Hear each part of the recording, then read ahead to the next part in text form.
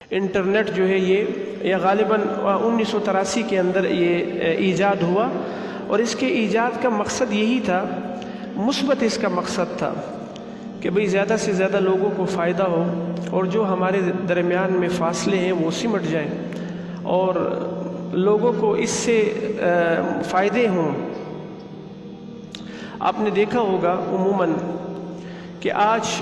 اسی نقصان کی وجہ سے ہماری جو نوجوان نسل ہے وہ کہاں پر جا رہی ہے،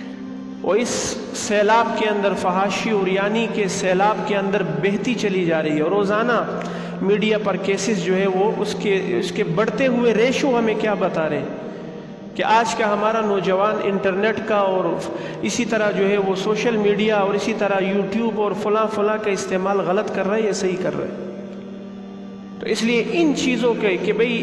کون سے ایسے اسباب ہیں جو ایک نوجوان کو غلط جانب لے کر جاتے ہیں، تو اس کے لیے ہمیں ایک چیز پر سب سے زیادہ جو ہے وہ کوشش کرنی پڑے گی کہ اس کو ہم روکیں۔ وہ کیا ہے کہ ایک نوجوان ہے، وہ جب استعمال کرتا ہے تو استعمال کرنے کے بعد سوچتا ہے کہ میں نے اس کو کیسے استعمال کرنا ہے۔ حالانکہ جب انسان گھر سے نکلتا ہے کسی سفر کے لیے گاڑی میں بیٹھتا ہے تو وہ منزل کا تعین پہلے کرتا ہے یا بیٹھنے کے بعد کرتا ہے؟ بھائی میں نے فلاں شہر جانا ہے، میں نے کراچی جانا ہے، میں نے اسلام آباد جانا ہے، میں نے لاہور جانا ہے۔ سب سے پہلے وہ اپنے لیے منزل کو متعین کرتا ہے کہ بھئی میں نے فلاں جگہ پر جانا ہے۔ ہمارا نوجوان آج استعمال کرنے کے بعد، فیس بک، سوشل میڈیا استعمال کرنے کے بعد سوچتا ہے کہ میں نے کیا دیکھنا ہے اور کیا نہیں دیکھنا۔ تو جب انسان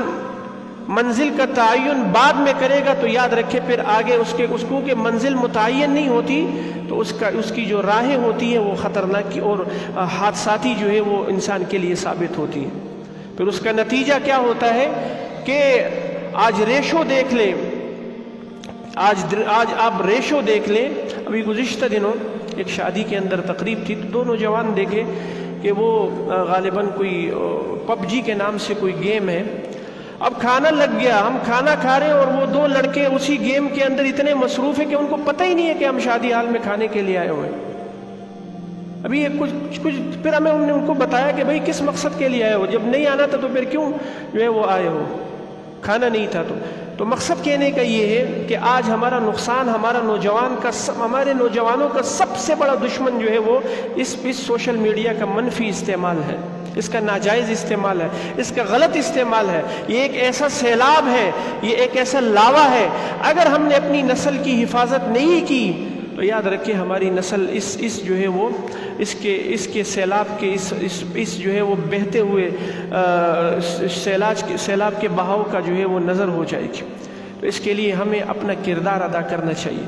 ہم نے اپنا کردار ادا کرنا ہے، ہم نے اپنے نوجوان کو سنبھالنا ہے کہ اس کی مصروفیات کیا ہے، اس کی ایکٹیویٹیز کیا ہے، یہ صبح سے لے کر شام تک اس میں کیا چیزیں دیکھتا ہے۔ باپ نے بھی، استاد نے بھی، اور پیر نے بھی، اور جو ہے اسی طرح جو ہے وہ ٹیچر نے بھی، ماں نے بھی، ہر ایک نے اپنا اپنا کردار ادا کرنا ہے۔ تو معاشرہ اسی طریقے سے ایک وجود میں آئے گا اور معاشرہ جو ہے وہ ایک صحیح جو ہے سمت پر جو ہے وہ چلے گا۔ تو یاد رکھیں کوئی چیز بھی اپنی ذات کے اعتبار سے غلط نہیں ہوتی، اس کا استعمال اسے غلط اور صحیح بنا دیتا ہے،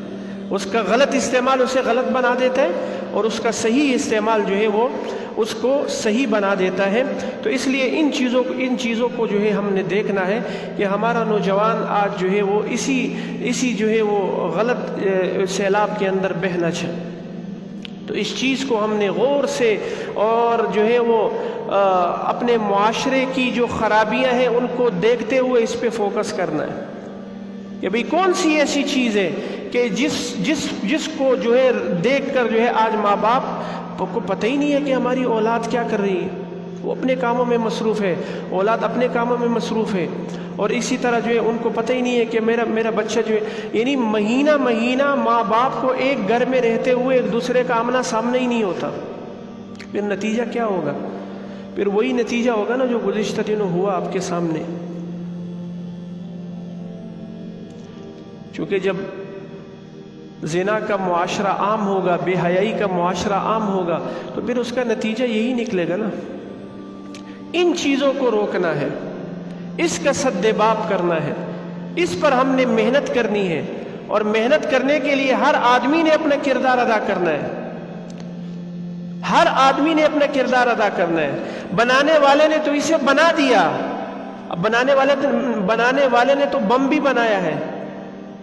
اب بم کس لیے بنایا تھا؟ کہ بھئی پہاڑوں کو توڑا جائے، لیکن استعمال کرنے والے نے اس کو انسان پر استعمال کر دیا۔ تو یاد رکھیں حضرات محترم، ہر چیز کے اندر مثبت اور منفی پہلو ضرور ہوتے ہیں، لیکن اس کا استعمال ہم نے کیسے کرنا ہے، یہ اس کے مثبت اور منفی پہلو سے پہلے ہم نے سوچنا ہے۔ اور یاد رکھیں ایک بات تو یہ ہو گئی، دوسری بات یہ ہے کہ ہم نے اس کو لگام بھی دینا ہے۔ جو چیز جتنی جو ہے وہ تیز رفتار ہوتی ہے نا، اس کو لگام بھی اسی انداز میں ہم نے دینا ہے۔ گھوڑا تیز رفتار ہوتا ہے نا، تو گھوڑے کو لگام دی جاتی ہے نہیں دی جاتی؟ گدھے کو کوئی لگام نہیں دیتا، کیونکہ اس کی رفتار کم ہے۔ اسی طرح ہم نے جو ہے اپنے اوقات کو بھی تقسیم کرنا ہے،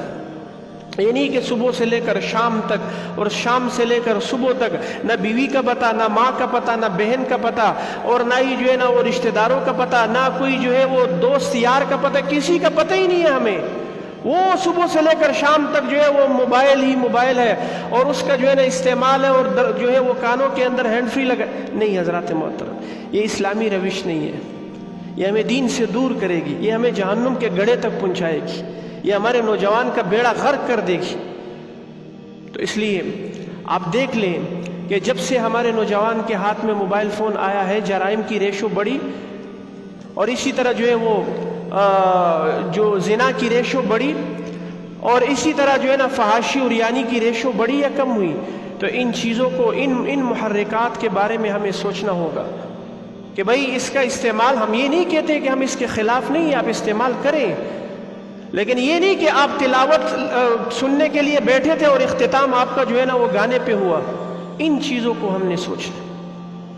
ان چیزوں کو دیکھنا ہے کہ میں نے ابتدا تو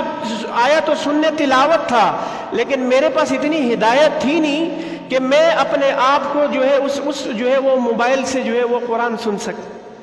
اور شیطان نے مجھے گمراہ کر لیا۔ اس لیے میں نے پچھلے جمعے آپ سے کہا تھا کہ اسلام ترقی کے خلاف نہیں ہے کہ بھئی مسلمانوں کے پاس ترقی نہ